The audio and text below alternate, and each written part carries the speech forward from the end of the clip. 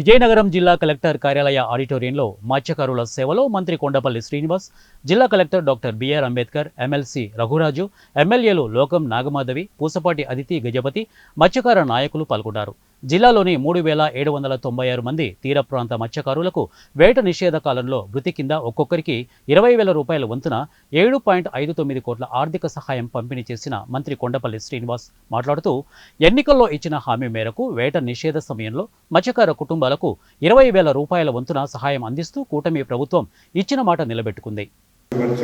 ఎటువంటి పరిస్థితి, ఎటువంటి భరోసా, ఎటువంటి ఇన్ఫ్రాస్ట్రక్చర్ మత్స్యకారులకు ఇస్తే ఆ వృత్తి డెవలప్ అవుతుంది. ఆ వృత్తి ద్వారా చాలామంది కుటుంబాలు ఆధారపడి ఉన్నాయి. ఆ కుటుంబాలన్నిటికీ కూడా సాయం చేకూర్చేలాగా గౌరవ ముఖ్యమంత్రి వారు ఆయన చాలా టైంలో విశేషించి ఆ గ్రామంలో స్పెండ్ చేయడం, రోజంతా కూడా మధ్యాహ్నం 12 గంటలకు వచ్చి సాయంత్రం 6 గంటల వరకు ఆయన పూర్తిగా గ్రామం దాకా మత్స్యకారులతో మాట్లాడడం, తాలూకు ఉడగొట్ల పాలు మాట్లాడడం, వాళ్ళ తాలూకా కష్టాలు వినడం, ఆ గ్రామస్తుల తాలూకా అభ్యున్నతికి కూడా అటుకుని ఎటువంటి ఇన్ఫ్రాస్ట్రక్చర్ కావాలి అవన్నీ కూడా మాట్లాడడం చాలా ఆనందదాయకం.